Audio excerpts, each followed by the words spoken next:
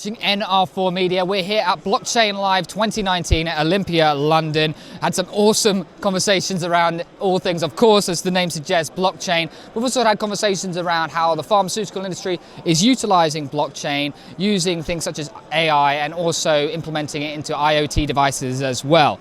Now, I'd like to introduce our next guest on NR4 Media for Blockchain Live 2019. His name is Lorenzo Curci, who's the CCO for a company called Almond. So, Lorenzo, thanks very much for joining me. Problem. Thank you for having us. No problem. So, Almond, tell us a little bit about yourselves right now. Obviously, your role there as, I imagine, a director of some array, and really what brings you down to Blockchain Live 2019? Sure. So, Almond is a system that helps people lower their carbon footprint. So, we create a mechanism that is based on three pillars: buy better, act better, and offset the rest. So, we partner with best-in-class sustainable brands and create an incentive mechanism that helps people lower their carbon footprint. So when you spend with our partners, they release a tree reward which we manage. So we try to get you towards net zero. Great. So essentially, in a nutshell, because you're behind us here as well, and we'll obviously go get some shots of your stands afterwards as well. And from my understanding is, when you gave me a basic introduction, really, is that you're wanting to, like you said, through people to be almost more consumeristic, to want to reduce their carbon footprint.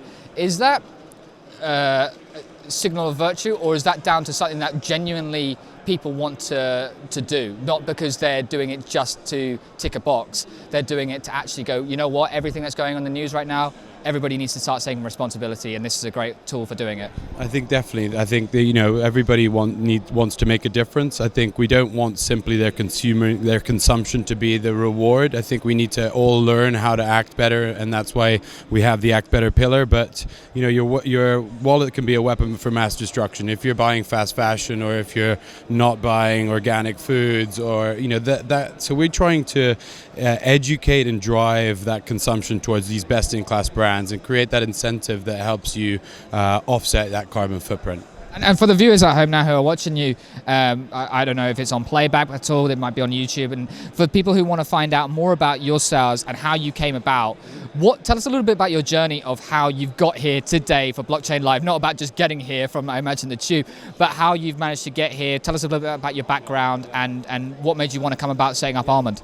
So in terms of Blockchain Live, obviously we are what we want to do is obviously maintain our mission. So we're putting our IP within a Swiss foundation, but that means that we wanted to also provide liquidity and for our investors. So we are doing an STO with Token Market. So we're digitizing our equity, so the business has that blockchain link.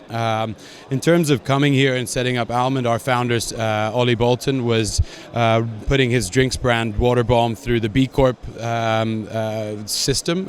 B Corp basically focus on the triple bottom line, businesses that do good, and found that not enough was being done to promote these businesses. So Almond was created off the back of that, trying to promote best-in-class businesses that are sustainable and responsible, and driving consumer awareness towards them. So it's been a year in the making. The app is about a month away from being ready, and come and look at the website almond.org and come and join the revolution. Lorenzo, good plug there.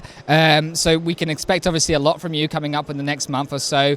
In terms of Blockchain Live though, this event, has it been useful? Have you taken a lot out of it? Yeah, I mean, we've met some great people, people that are obviously linked to the blockchain community, but also people that want to know more, that are interested in how the technology is going to help businesses and how it connects with users as well. So very interesting, and some great people so far. And just quickly as well, because obviously we're going slightly off topic now as well, and maybe you can or cannot talk about it, but on a larger political sphere as well, with everything that's going on with obviously the likes of Greta Thunberg in the news now, people who are engaging a lot more into our climate change.